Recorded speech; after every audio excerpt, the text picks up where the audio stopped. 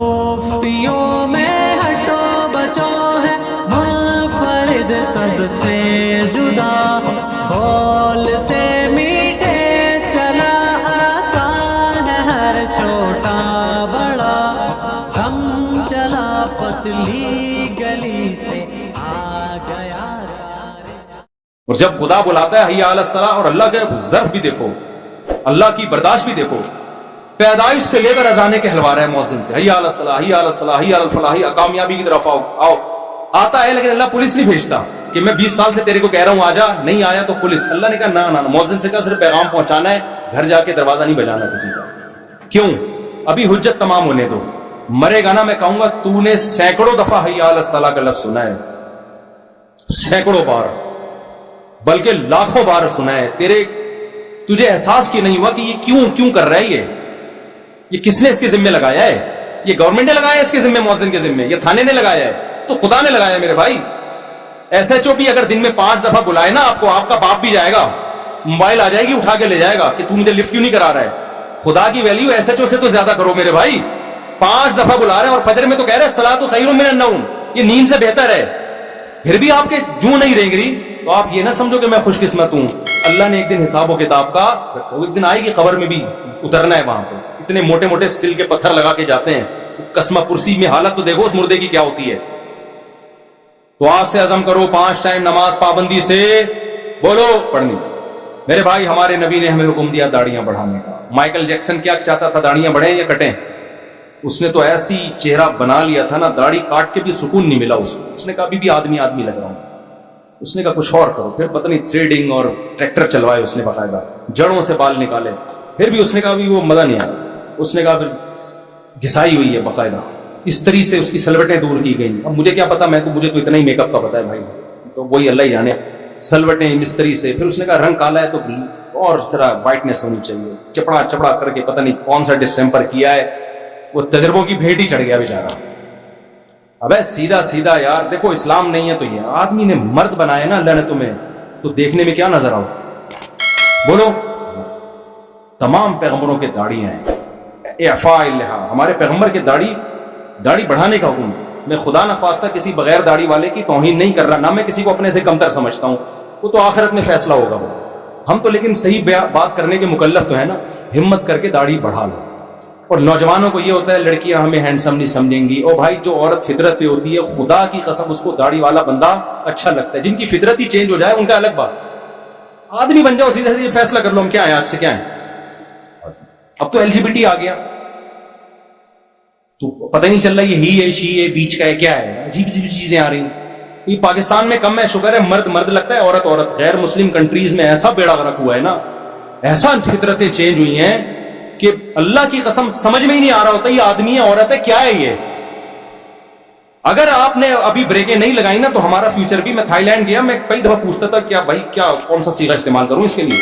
ایک دفعہ تو میں گیا، ہم لوگ جنگل میں رات گزارنے کے لیے کیمپنگ کے لیے گئے، تو مجھے شوق ہوتا ہے کسی بھی قوم کا کلچر دیکھنے کا۔ تو ہمارے قریب میں ایک کیمپ تھا، وہاں 2 خواتین مچھلی بنا رہی تھیں۔ میرے ساتھ ڈیفینس کے یہاں کراچی کے لڑکے تھے جنہوں نے مجھے انوائٹ کیا تھا، دوست تھے میرے، تو میں ان کے ساتھ، میں نے کہا ذرا ان خواتین سے جا کے انٹرویو لیتے ہیں ذرا۔ تو مجھے تو تھائی زبان نہیں آتی تھی، میں نے کہا آپ ٹرانسلیشن کرنا، میں ان سے پوچھتا ہوں کہ آپ لوگ کیا پکا رہے ہو، ہوتا ہے انسان کو شوق۔ تو وہ 2 خواتین بیٹھی ہوئی ہیں، تو وہ نا مچھلی کو بوائل، ان کے میں کھانے دیکھنا چاہتا تھا، تو میں پگڑی وگڑی پہنی ہوئی، مجھے لے گئے وہ، اور پہلے انہوں نے میرا تعارف کروایا کہ یہ مفتی صاحب ہیں، ہمارے ایک روحانی پیشوا ہیں، تو یہ آپ سے کچھ پوچھنا چاہتے ہیں۔ تو میں نے ان سے پوچھا یہ مچھلی نا جیسے کلچر سمجھنے کے لیے، کیا کھاتے ہیں، ان کے ناشتے کیا ہوتے ہیں، کیسے رہتے ہیں۔ اچھا وہ 2 خواتین جو تھیں انہوں نے کہا کہ یہ آپ کے مذہبی رہنما، انہوں نے کہا ان سے ہمارے لیے دعا کروا دیں کہ اللہ ہمیں اولاد دے دے۔ جو غیر مسلم بھی ہوتے ہیں دعا کے تو وہ بھی قائل ہیں نا، تو انہوں نے مجھے کہا کہ یہ کہہ رہی ہیں کہ یہ آپ ان کے لیے دعا کر دیں کہ ان کو اللہ اولاد دے۔ تو میں نے کہا ان میں سے کس کو، یعنی دونوں کے ہی نہیں ہو رہی اولاد، یا کیا مسئلہ کیا ہے، میں سمجھا نہیں نا۔ تو انہوں نے کہا ہم دونوں میاں بیوی ہیں، ہمارے لیے دعا کر دیں۔ میں نے ساتھیوں سے کہا اسی لیے تو نہیں ہو رہی، اسی لیے تو نہیں ہو رہی کہ جب مجھے ہی نہیں پتا چل رہا کہ ابے، میں نے کہا یہ تو بالکل ہی ایک جیسی ہیں، یہ اور ایک کیس نہیں ہے یہ، ان کے ہاں یہ بہت کچھ عجیب سا پتہ نہیں کیا فیشن کر کر کے ہو گیا ہے، فطرتیں چینج ہو گئی ہیں ایک حد تک. جیسے فارمی مرغی کئی نسلوں کے بعد اب وہ کڑک ہونا ہی بند ہو گئی ہے نا، اب تھوڑی انڈوں پہ بیٹھتی ہے. ہمارے ایک مرغی انڈے دیے جا رہی ہے، ہم کسی اور مرغی کے نیچے رکھنا. میں نے کہا بیٹھ کیوں میری انڈوں پہ؟ انہوں نے کہا اس کی اتنی نسل چینج ہو گئی انڈوں پہ بیٹھنا. ونس اپون اے ٹائم مرغی انڈوں پہ بیٹھا کرتی تھی، اب بھول گئی ہے وہ، کیونکہ انڈوں سے اٹھا کے نا ان کو وہ انڈے ہی دلوایا، وہ بیٹھ ہی گئی. فطرت چینج ہو گئی میرے بھائی، کیا کر رہے ہو تم؟ تو اس لیے ہمت کر کے کیا کر لو، کچھ نہیں. شروع میں تھوڑا سا عجیب لگتا ہے، اس کے بعد چہرہ خوبصورت ہو جاتا ہے، پھر کٹاؤ گے تو برا لگے گا. اور میرے بھائی تیسرا کام، وہ تو میں لازمی کروا کے جاؤں. ایک اہم کام ہے صلہ رحمی، جن میں سب سے پہلے کیا ہے؟ ماں باپ. آج سے عزم کرو ماں یا باپ کے سامنے زبان نہیں چلانی، ان پہ خرچ کرنا ہے. کبھی اونچ نیچ ہو جائے تو اللہ سے توبہ استغفار کر لو. سمجھ رہے ہو کیا کر لو؟ حدیث میں آتا ہے جس کو بڑھاپے میں ماں باپ ملے اور خدمت کر کے جنت واجب نہ کی، اس پہ اللہ کی لعنت. یعنی اتنا بہترین آپشن جنت کمانے کا ضائع کر دیا اس نے. تو بوڑھے ماں باپ اور دادا دادی نانا نانی یہ بھی ماں باپ ہی کے حکم میں ہے، ان کو بوجھ بولو نہ سمجھو. چوتھا کام جو بہت اہم ہے، بے حیائی سے توبہ کرو. بس یہ آخری بات بتا دیتا ہے، بے حیائی سے کیا کرو. دیکھو اللہ میاں نے ہماری ہر جائز خواہش کو پورا کیا ہے. اگر ہم پہ اللہ نے کتے کھانے پہ پابندی لگائی تو بکرے کھانے کو الاؤ بھی تو کیا نا. جتنی گنجائشیں اسلام میں ہے نا دنیا میں کہیں بھی نہیں ہے. ہندو ساری زندگیاں ہندوؤں نے جنہوں نے مذہب کو فالو کیا گوشت کے قریب ہی نہیں گئے، زندگیاں برباد کر دی. گوشت میں پروٹین ہے، چہرے میں خوبصورتی آتی ہے گوشت کھانے سے. جن ہندوؤں نے ہندو مذہب کو صحیح معنوں میں فالو کیا گوشت کی نعمت سے ہمیشہ کے لیے بولو محروم. جن عیسائیوں نے عیسائیت کو پراپر فالو کیا، جن پادریوں نے شادی بیاہ سے محروم، اولاد سے محروم، کیونکہ مذہب میں شادی کرنا اچھا کام نہیں ہے. اور بہت سارے ایسے دنیا میں مذاہب میں خام خواہ کی پابندیاں لگا کے بیڑا غرق کر دیا. اسلام ایسا خوبصورت مذہب ہے. اسلام نے کہا کہ نہ قل من حرم زینت اللہ التی اخرج لعبادہ، کون ہے جس نے اللہ کی زینت کو حرام قرار دیا، والطیبات من الرزق، اور کون ہے جو پاکیزہ چیزوں پہ پابندی لگا سکتا ہے. جب ساری کائنات تمہارے لیے مسخر کی ہے تو تمہارے فائدے کے لیے نا، ایوائڈ کرنے کے لیے تھوڑی ہے.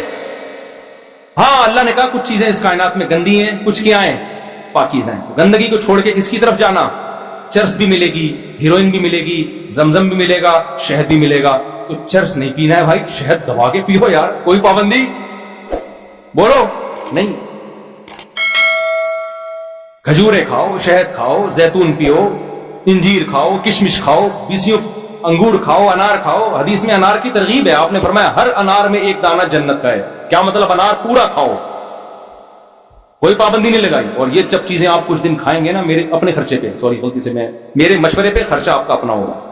انار کھاؤ، انجیر کھاؤ، زیتون کھاؤ، ان سب چیزوں کی قرآن تعریف کرتا ہے.